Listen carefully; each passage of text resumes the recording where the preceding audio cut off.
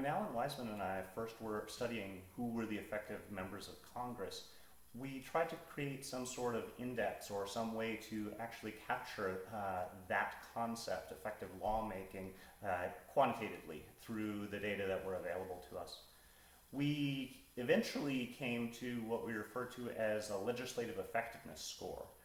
The legislative effectiveness score, as we came up with it, is a combination of 15 metrics that characterize how far a member's pieces of legislation move through the lawmaking process, how much they sponsor, and how important those pieces of legislation are.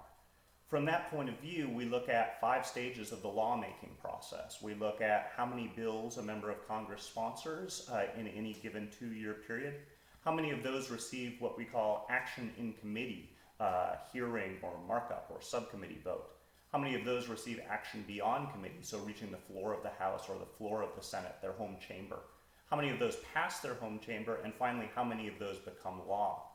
Now, of course, each piece of legislation is different from one another, and so we didn't want to characterize all of them and give them all equal weight. And so we downgrade in our metric the commemoratives, the naming of post offices, National Ice Cream Day, and so on. And we upgrade the biggest issues of the day, those that are mentioned in the media, in particular in Congressional Quarterly. Out of that, with those 5 stages of the lawmaking process and 3 levels of bill significance, we combine those 15 metrics together into a single legislative effectiveness score. In each 2-year Congress, we characterize the legislative effectiveness score to have an average value of 1. So those who are above 1 are above that average value, and those who are below 1 are below that average. Then we really draw on those comparisons across different members. One way we like to think about this is, does the legislative effectiveness score capture what we would expect, what we already knew before we came up with this score about how Congress works?